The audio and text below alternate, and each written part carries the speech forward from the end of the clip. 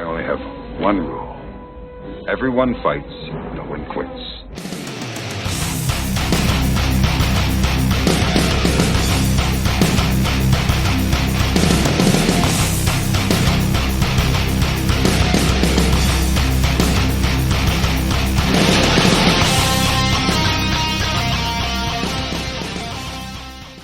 Welcome to WTC Squadcast, a podcast focusing on international matters, tournaments, communities, and the World Team Championship. The WTC is a proud partner of the T-Sports Network, Best Coast Pairings, and is sponsored by The Army Painter. If you'd like to support the podcast and the WTC, please visit our Patreon at www.patreon.com/WTC Squadcast. Now, let's get on with the show. Hello, everybody, and welcome to another episode of the WTC podcast, the Squadcast, Into the Squad. It is the podcast where we get a deeper insight into the teams, how they work, what are they looking for, and what do they like about the event in general. It's Işık, and today I have the Czech captain, Jakub, with me. Thanks for coming on, Jakub. Hi, Işık. Hi. So we have met before many times, so I know you personally, but can you describe who you are and how long had you been playing 40K and your relation with everything to our listeners? Okay, I'm Jakub from Prague, from Czech. I'm 23 years old. I start playing at 5th edition of Warhammer 40K, and I started competitively playing at 2019, probably, I think, at Prague Open. I'm mainly playing now Grey Knights, Drakari, Custodies, and Thousand Sons. So it is a diverse selection then. Yeah. Okay, so well, you mentioned that you started. By the way, we started at the same edition as well, but I'm quite older than you actually. So you must have started with playing very young. Yes. Okay, that's good. I start playing. Firstly, I started with the painting, and I started when I was like 10, something like that. Mm-hmm. So when did you start playing competitively? I think it was in 8th edition, like I say, at the Prague Open 2019. Okay, so And I started with the Blood Angels and Custodies. the Prague Open was early 2019, right? Yes. It was February. It was February or so. Okay, so what was your first team event? My first team event was ETC 2019 The Novi Sad one. at Novi Sad. Yeah. Yes. So, what were you what were you expecting before the team event? Essentially, what did you have in mind, and did the reality meet those expectations?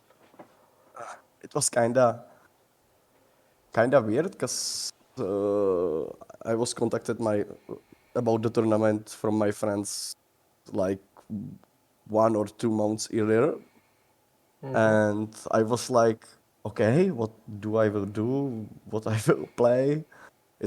They just bring me Army with the Knights and Admech to the friend of mine said just, okay, you will play this and you will do this.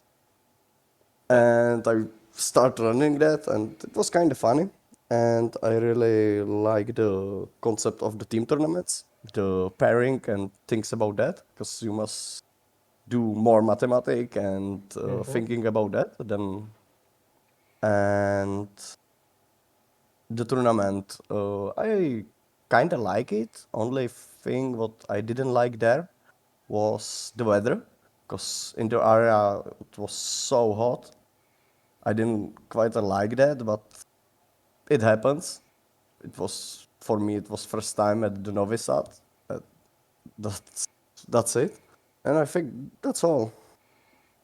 Okay, so they sort of threw you on the deep end then without that much practice and just here, come, you play, and it's like, okay. So you're right. The Novi Sad, especially in the afternoon, got quite hot in the August, especially under all that sun. Yeah. So, you so it was your first team event. I was like, did how do you compare that to singles events, the team events? I mean, The difference between those? yeah, it's like, would you prefer the team events or the singles events after you have experienced both? Okay, I prefer the team events because, like I say, I like the mathematics about pairing the might game with the other captain to do the proper pairing for your team. Mm-hmm. And uh, the thing what I like most on the team tournaments is you play for a team. Uh, I am not the solo player. I'm team player because when I was little guy, I was playing hockey, and I prefer the team events to act like a team, to have some team chemistry, and do things for the others. You know? Mm-hmm. So you all had the history of playing in a squad where team teams win instead of individual players. Yes. Okay, that is good. Can you describe a bit about the Czech community and like how many? Just Czech, what do you think? Like, if I ask you just that, describe the Czech 40K community. What do you say? Okay. For a Czech community, for now, we have probably something like 20 to 30 competitive players. Mm-hmm. Only at Prague or Brno, something like that, the two communities.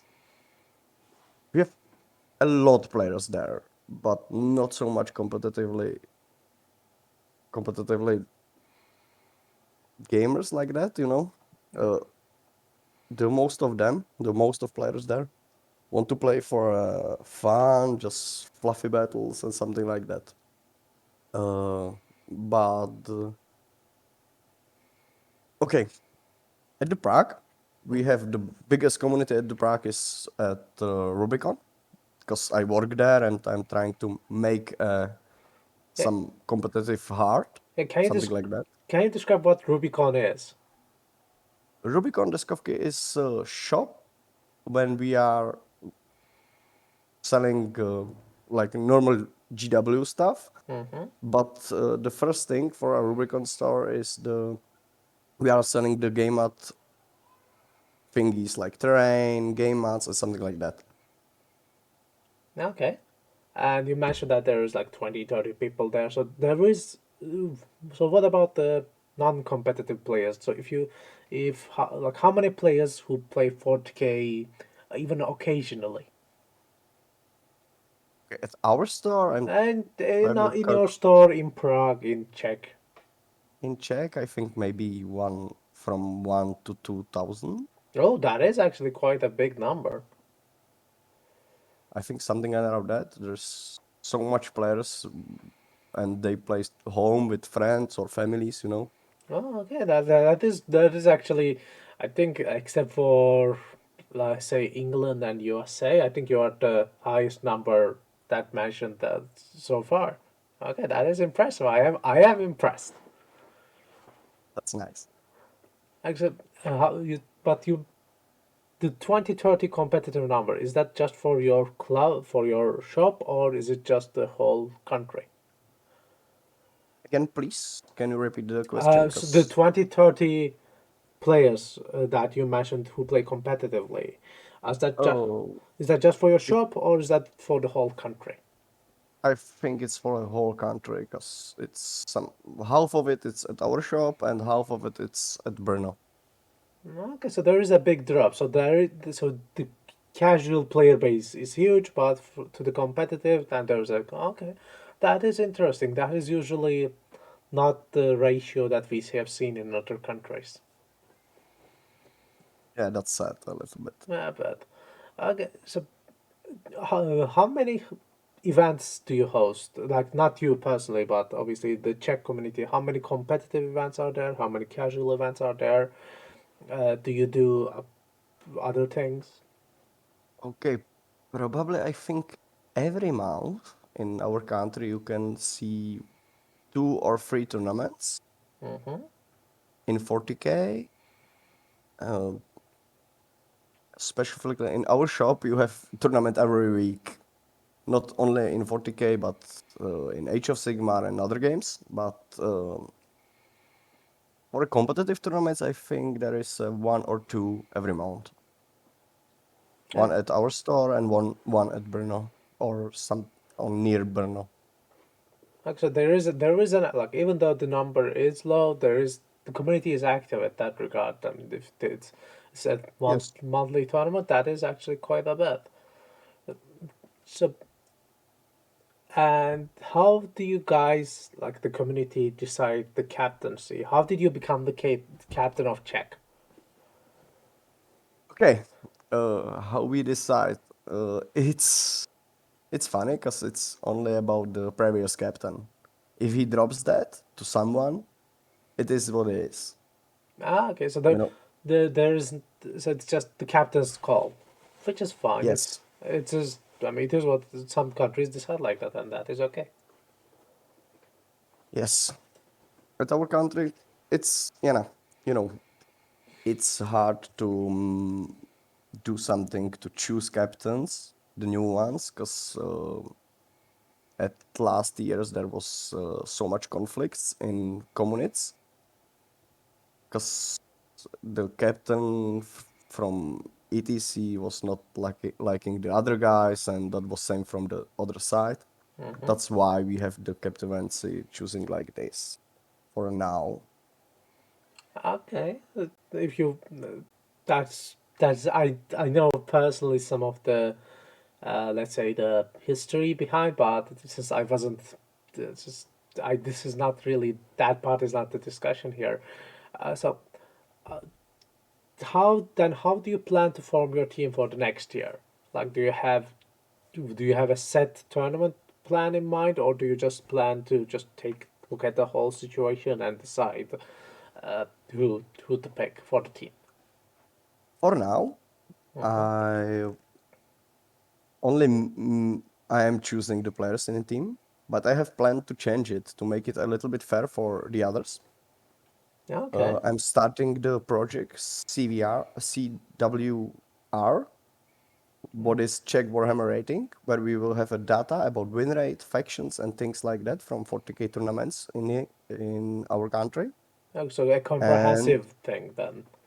yeah, and it will matter a lot for composition of team.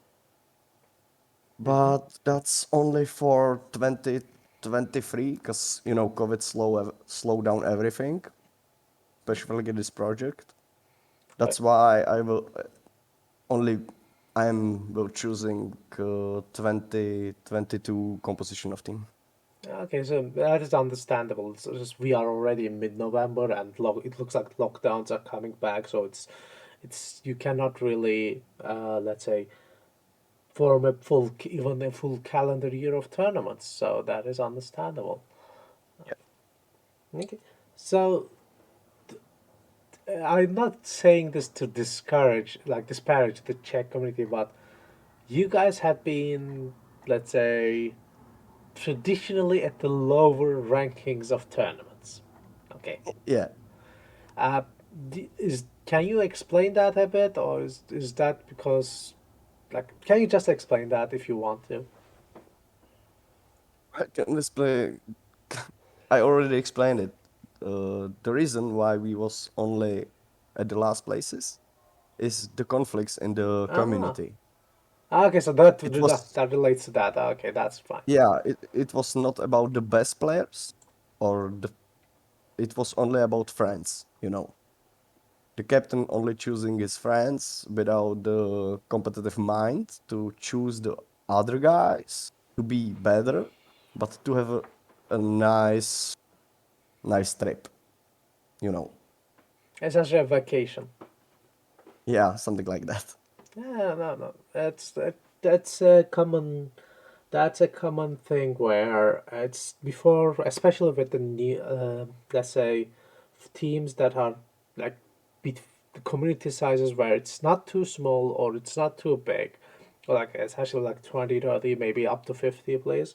there is an issue of forming a team, and I've seen it in my interviews. I've seen it with in my personal life as well. It becomes a problem of picking the 8 players. It's not that easy because you want to, let's say, you want to form a proper ranking, but then you encounter the problems of, okay, let's say we have 20 players, but 5 of them play Space Marines. We cannot obviously have all 5, and we cannot just have a tournament, because if we just have a tournament meritocratic system, we'll have the top 8 players will be 4 of them will be playing Orcs, 3 of them will be playing Space Marines, and 1 of them will be playing Eldar or something, and that is not the basis Yeah. of a team.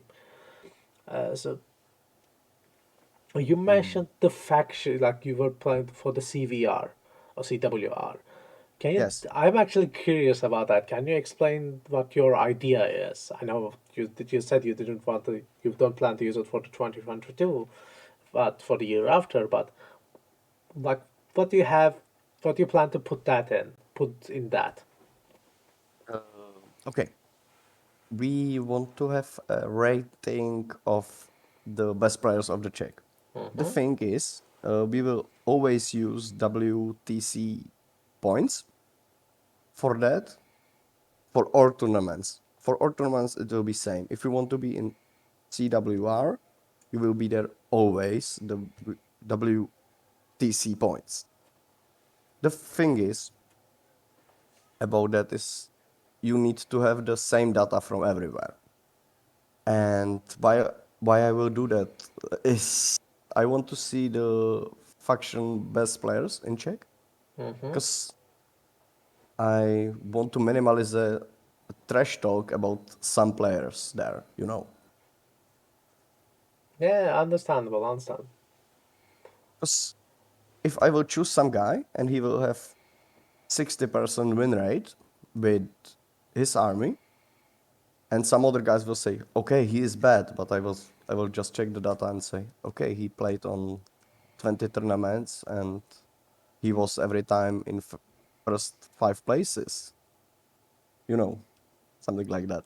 Yeah. So you want to have such a reliable data pool where Yes. you can just put up, you can just show the, okay, this guy.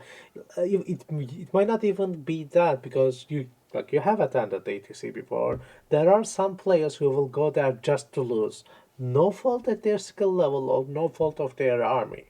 There are some brawls in the team that you'll be the first defender and you'll lose every game. You'll be lucky if you win one. Essentially, that is what this. So you might even need some players who are essentially just squeezing even the droplet of points. Like there might be some armies who are 5 points out of 120, and that will be a good score for them. Yeah, sure. So it is a bit, and that's, I have seen that is a bit hard to explain to somebody who hasn't attended ETC or who hasn't been a captain before. And it's like, hey, I know, like you have to essentially tell them, trust me, bro, I know what I'm doing. Yes, yes, yes, yes. Yeah, I think the defenders or guys like that who play the armies to have a 5 points from a game has to have a biggest balls in the teams, because they need to have a nerves to lose every game, to don't be sad, to don't be mad about anything, and just do it for a team. That's one thing what I will see in CWR. I will see guys who was on every tournament and lose every game and didn't care about it. Just play, you Yeah, know. just soldier on. Yeah. That is a good approach. That's definitely, uh, I'll, that is correct thing, especially we have seen in, let's say, bigger countries, well, like England or USA, try to form all-star teams. It just relies on meritocracy, purely on personal meritocracy, and those teams usually just come to the event and just fail fully. Yeah, because for every win, there is need to be some sacrifices. Yeah, nobody's going to win full points in every match. So in WTC, a team match is 160 to 0 points shared by two teams. In case for our listeners who don't know our scoring system that well, and 80 for more than 85. If a team gets more than 85 points, it's a win for them, and if the team gets less than 75, that's a loss, and 75 to 85 is a draw. A team doesn't necessarily have to lose for the other to win because there might be penalties involved. So theoretically, both teams can lose if a player is being a dick. So don't be a dick. And you. It is rare for a team, even if the best team against the worst team, to win a match more than 140. So there is usually at least 1 or 2 games that you lose, even if you are the best team in the world. It is just what it is. Yeah, it still is game with the dices, and sometimes you have to have a luck to win all the games. You can't win all 8 games on the tables. Yeah, I checked. I know I checked it for at least one. I think it was ETC. I checked for ETC 2018 or 19, and I couldn't find one match like that out of, let's say, 100 to 100 plus matches. There wasn't a single match that one team didn't win at least one game. So out of 8. So it is what it is, and Yes. so you need strong players, at least mentally, who can just take the L's and move on. What are the other challenges of forming the Czech community in specific? Like we obviously mentioned the factions part. Uh, can you delve into a bit of the economics for me, please? Like, is it hard? Is it expensive to practice 40K in Czech? Yes, it is, because it's still a little bit expensive type of your how you spend your free time, but uh, I'm not thinking about or guys from my team is not thinking about the prizes at the beginning, Mm-hmm. but about the prizes at the full time you will spend it with it. In our team, not the Czech team, but Prague team from our store, from the guys who play with them. Every guy have something like 3 to 4 armies, but we are playing like 3 to 5 games per week. Okay, And that if you are calculating the money on every hour, it's like nothing, you yeah. know. That is so.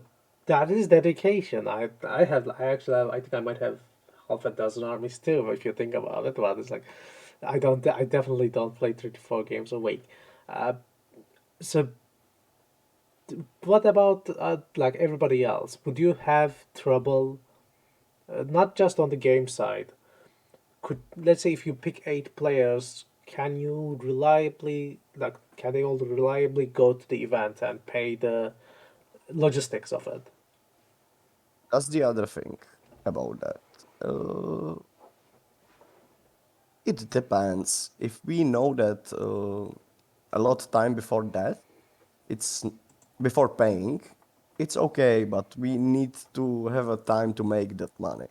You know, if you want to pay some tournaments when you need to pay 400 euros, you need to have maybe 1 or 2 months to have that money, you know.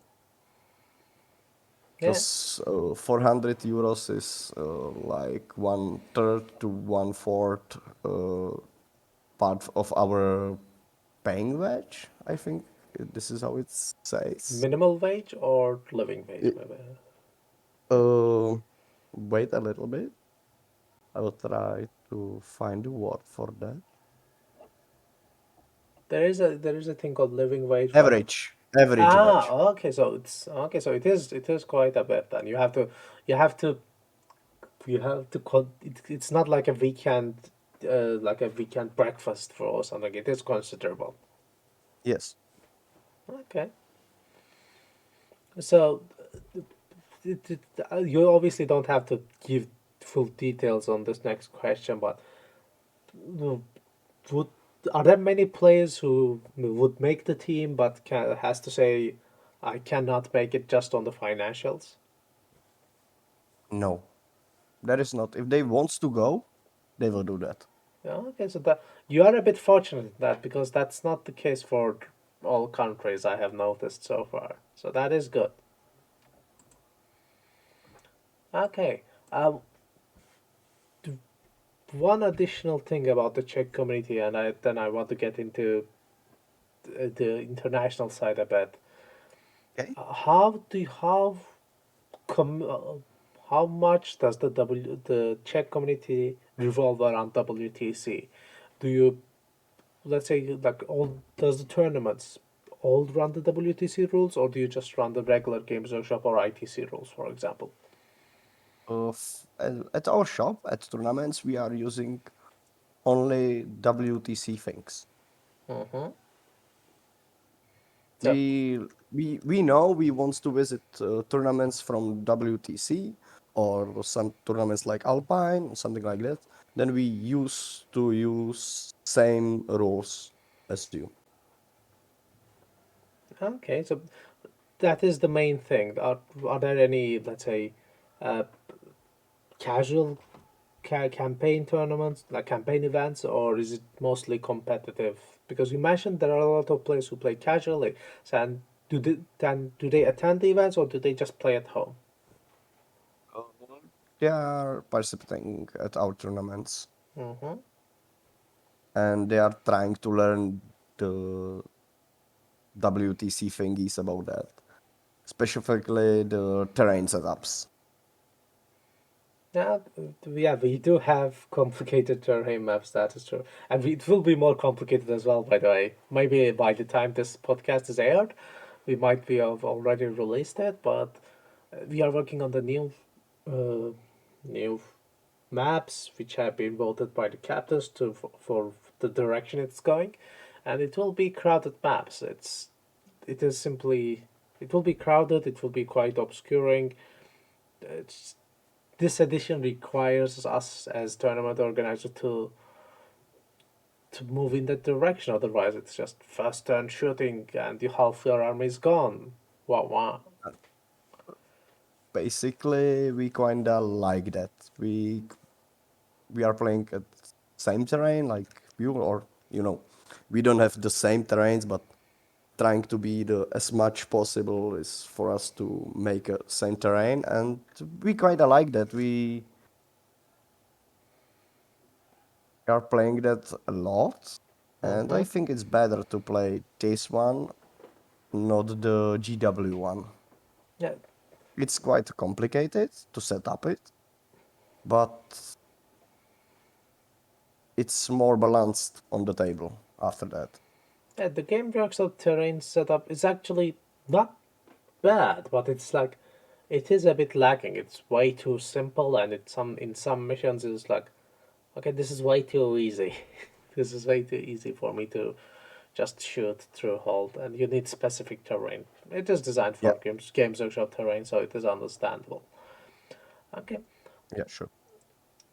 so now that, let's say, back to international, assuming Okay. you could form your ideal team with eight players that you are thinking right now. Let's say you're looking at the Czech community, you have done your tournaments, you have your 8-person setup with the factions and the no model restrictions in this imaginary world I'm talking about. Where do you see the Czech team placing? Like, do you have a goal in mind as a captain? I think my goal for the next WTC is to be somewhere at the first third. Though that is quite ambitious. I'm always ambitious. So that is good. So, but then back to reality. Do you think you can assemble that team? Yes, because you know, or you already know, we can be at top 10, like at the Alpine. Yeah, you guys And did quite well. So Alpine Cup was in August, and the Czech teams did quite well. and my, let's say, dream team for now is to form the two best teams at the tournament at Alpine to make a one team. Okay, and that so yeah, okay. I can see that team at def placing around at least in the midfield and even possibly top 10 is not out of question. Okay, then I am not. I am restating that is not. I'm too ambitious. That is actually a realistic goal. Okay, so I'll give you that. Thank you. Okay, so can before we wrap things up, uh, can you describe the the community a bit in like if somebody is coming from outside or somebody is listening who is going to make their way to Czech, how can they reach you? How Like can they reach me? not you personally, but the community. As you mentioned, the Rubicon Store. Are there any other communities around the Czech? Best way to reach the community at Czech is to come to one of our stores and ask the guy who sits there, because he will give you contacts on Facebook, Discord, or something like that to find the other players. Or I think every guy at our stores is playing 40k. Then maybe you can just ask him to play with you. Like I said, essentially just walk into one of the stores, and by the way, the Rubicon store will be linked, and also the Czech team's Facebook page will be linked in the descriptions as well. And so just walk in and ask for 40k, and they'll direct you. Yes, that's easiest way. Okay, that is good to know. Uh, because we want to bring the whole of the community, the whole WTC community together, and that way, it is not that difficult for because there I know there is a just not just a language barrier and the actual border barrier, but I think for this podcast especially we are aiming to bring those barriers down. It's not awfully difficult, especially in continental Europe, to get to places, Yeah. to move countries and attend tournaments. And if people are just aware of, let's say, the Prague Open. Oh, about that, actually, can you describe a bit? Because I intended to go to Prague Open in 2020, but I wasn't able to make it. So can you describe a bit about the Prague Open before I ask you my final question? Okay. The Prague Open is the biggest tournament at Czech Republic. It's at Prague. Obviously. Next year it will be. I think I must check it because I forgot. I think it's one month after the Alpine. So it will be around in May. Yeah. I think it's at May, and I think it's the best tournament here.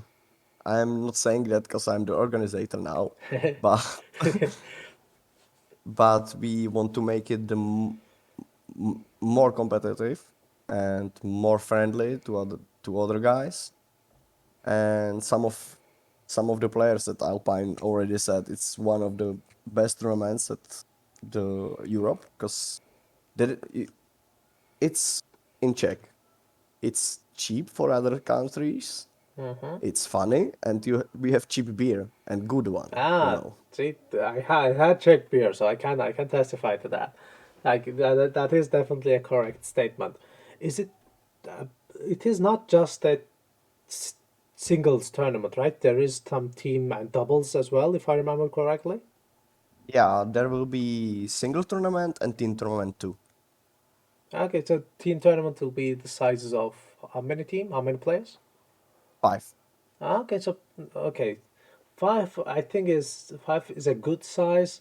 I preferred four for the Alpine Cup because simply of logistics. I thought look a team should fit in a car, and that's why 4. But 5 is better, especially during the pairings and table selection process. 5 is superior to that, and I'll even admit that right here. So we'll Yes, and go. about the next Prague Open, we will have a news, and everything will be on our site of GameUp, because we will make the news next month, because we are now doing the FAQs, terrain setups, and calculating how many players there can be. But if someone wants to come there, we are open. It will be open before Christmas to register and pay the tickets. Okay, that will be, if by the time this is aired, well, at least there is the description will have some way for our listeners to find the Prague Open as well. And Thank you. the one thing that I would like to point out, in case people don't know, it is not, in order to organize a 3-round single day tournament at your local store, what you have to do is quite simple.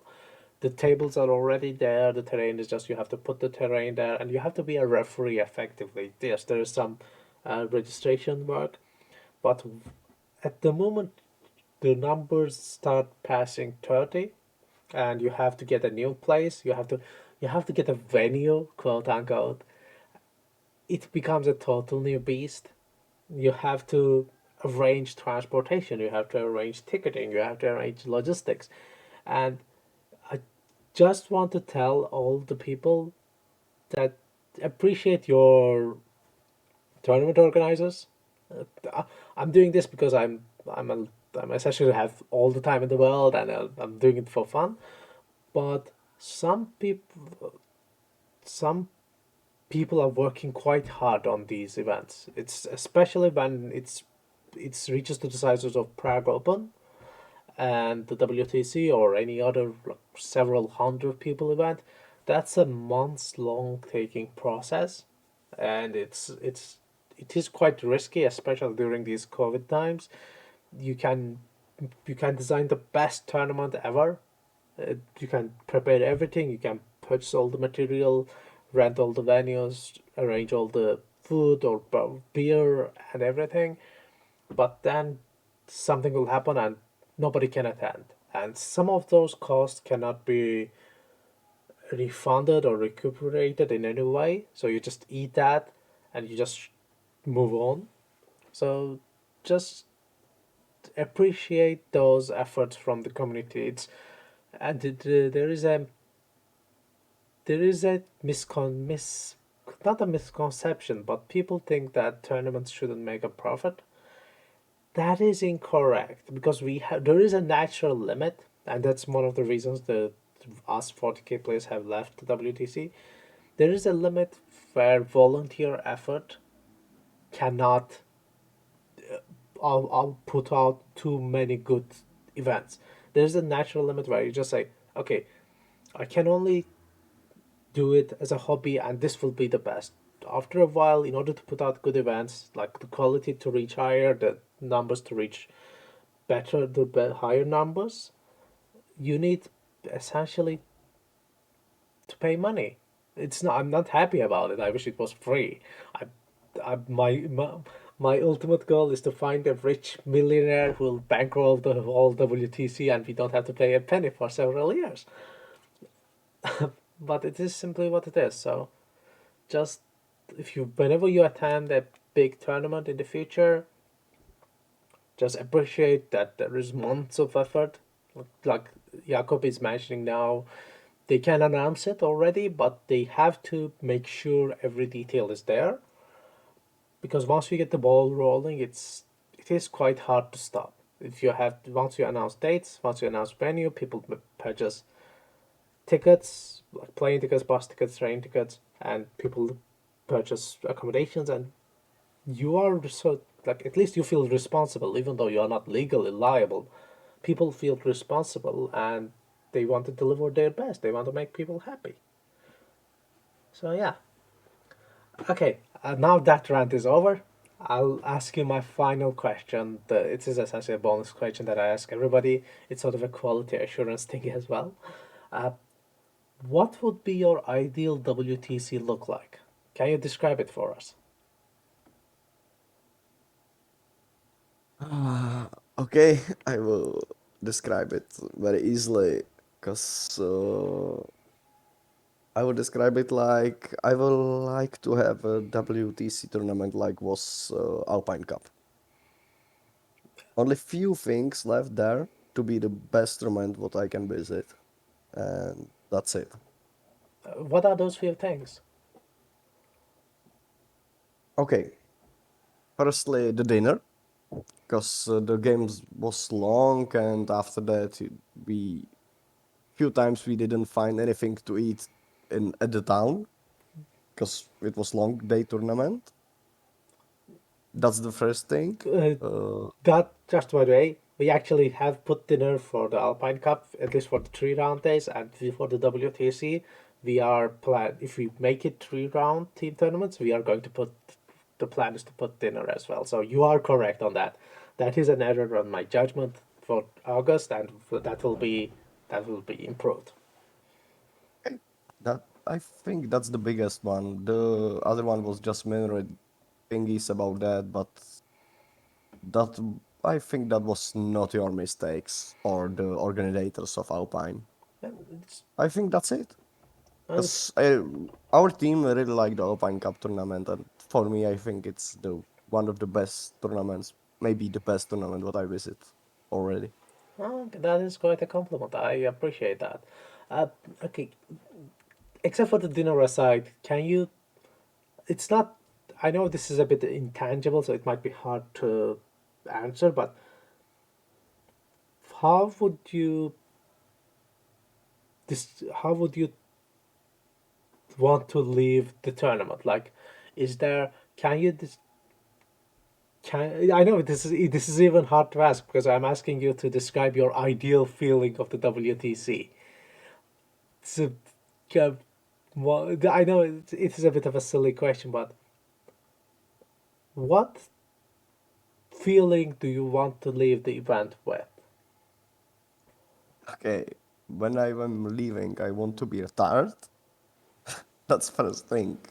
Because if you are not tired, you didn't play the good games. That is Second true. one, second one is for me, it's to be happy. But I'm always happy when I'm playing and be with the friends. And especially when you play with the friendly guys at other teams, because you can meet the other guys from other teams and other countries. That's very funny. Like on Alpine, we played with the we was spending time a lot with the Germany guys, and it was kind of funny. Yeah, the Germans were they were a nice bunch, and the German it's not what you expect. It's a general vibe. It's essentially the you think that would be too maybe uptight, but no, they were really great guys. Yeah, specifically the team with the Mario and Paul. Mm-hmm. And what more emotions after tournament? It, I want to be satisfied, but that not depends on you or organizer. That depends on our playing style or what we will do on tables. I think that's it. okay, and that is I think that's a good note to just sort of end things. Do you have any shout outs or do you want to have a essentially do you want to put out any message out there for our listeners? Sure. If you will be sometime at Prague, just meet me in Rubicon and we can assure us on some game and play each other because I will love to play you guys from other countries, everyone, because I want to learn the other player styles from countries and to be the better. Okay, perfect. Adele, thanks for coming on. I enjoyed this greatly. It was a pleasure to learn about the Czech community and you especially. And I hope I'll see you in future tournaments. Yeah, me too. Okay, perfect. And thanks to everybody who listened, and see you in the future podcasts. We'll be right back.